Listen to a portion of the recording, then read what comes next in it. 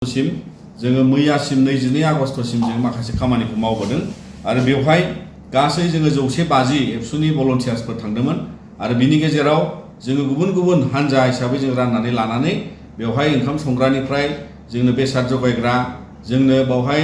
माने गुबुन गुबुन जाग्रा माने बावहाय माने हाथाय खालामग्रा बेबायदि सार्भे खालामग्रा नायसंग्रा हानजा बेफोरखौ लाजोबनानै जोङो 10टा हानजाया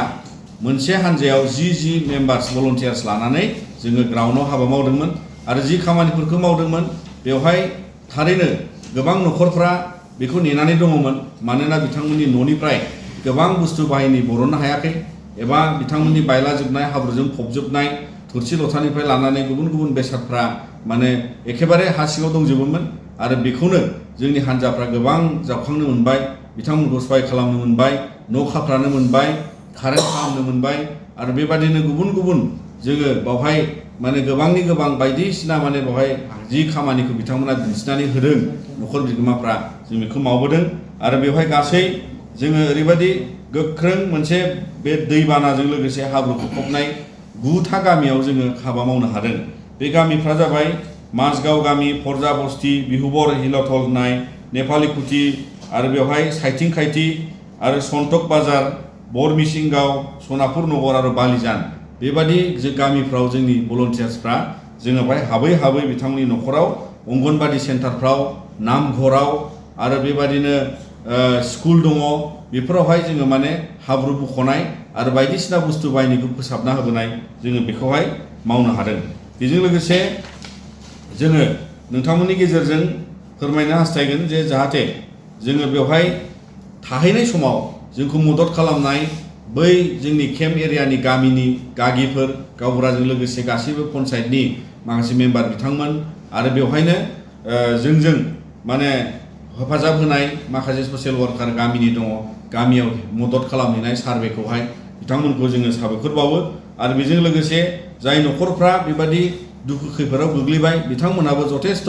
जोंनि हानजाफोरखौहाय बिथांमोनहा माने बाख्नायदों आं जों बिथांमोननि बेबादि दुखु सैनांनाय समावबो जोङो बिथांमोनखौबो हामबायनाय हरो आरो उनाव जाहाथे बिथांमोना आरोबाव बिनिफ्राय रैखा मोननो हायो बेखौ जों खावलायो दा बेजों लोगोसे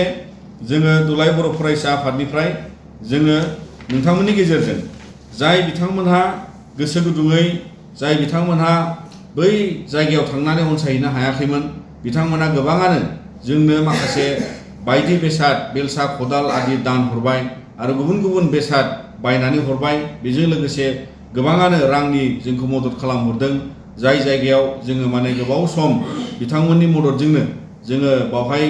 ओंखाम जानानै थाहैदों सोरबा जोंखौ अनसायनानै बेदर दान हरदों थिग बेबादिनो दालि माइरंनिफ्राय लानानै गोबां जोंनो सुबुंफ्रा जोंखौ मदद खालामदों आरो बेबादि मदद खालामनायखायनो जोंनि बे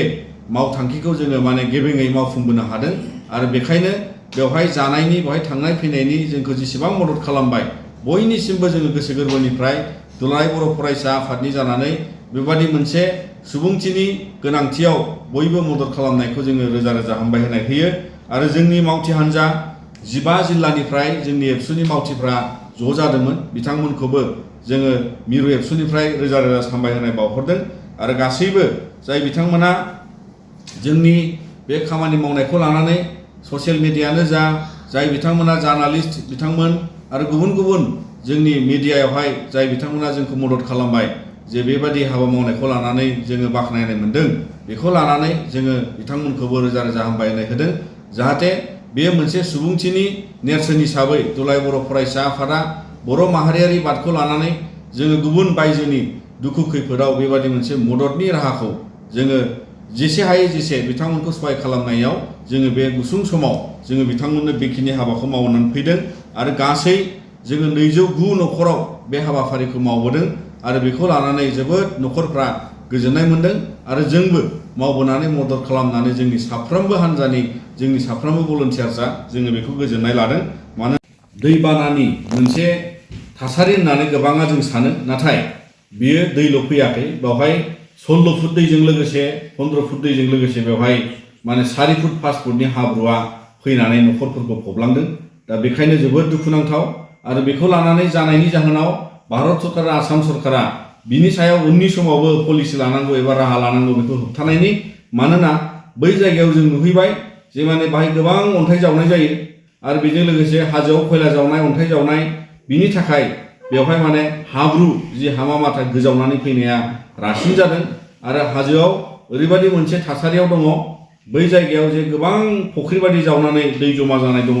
जायनि जाहोनाव बेफोराव माने बेबायदि हाब्रु बोहैबोनायखौ दिनै बै जायगानि सुबुंफ्राबो बिथांमोना जोंनो फोरमायदों आरो बेखौ लानानैनो आसाम सरकाराबो जाहाथे उननि समाव गोख्रों राहा लागोन जे बेबादि दैबानाजों लोगोसे हाब्रु फैफानानै बे जाथाय जानाया दिनै मिथिंगायारि खैफोद आरो बे खैफोदखौ बारग'होनांगौनि थाखाय दिनै दिखाव दैया जिबादि गोथौआव बोहैयो बियो दिनै बे गोथौनिफ्राय माने सायाव फैबावबायसो सिगांनि गोथौखौ बे हाब्रुजों फबबाय दा बेखायनो उननि समाव बेवहाय माने माखासे गिथावथाव मोनसे थासारि दं होननानै जोंनि बे ओनसोलनि रायजोफ्रा जोंनो फोरमायदों आरो बेखायनो जोङो आसाम सरकार आरो भारत सरकारा जोंनि आसामा सोरगिदिं हाजोजों बेंफबनाय दा बेखायनो बेफोर ओनसोलाव जाहाथे मिथिंगायारि खैफोदनिफ्राय जोंखौ बासायना दोननांगौनि थाखाय गोबां बेनो मोनसे बिदिन्थि हिसाबै राहा लानांगौनि मोनसे राहा सम फैबाय आरो बेखौ लानानै जोङो खावलायगोन जाहाथे बैयाव खस्थ' मोननांनाय न' गोमाजानांनाय फबजानाय थैनांनाय गासै थासारिखौ नायनानै आसाम सरकारा बिथांमोननो थोजासे अनसुंथाइ होनांगौ न' लुफ्रामनानै होनांगौ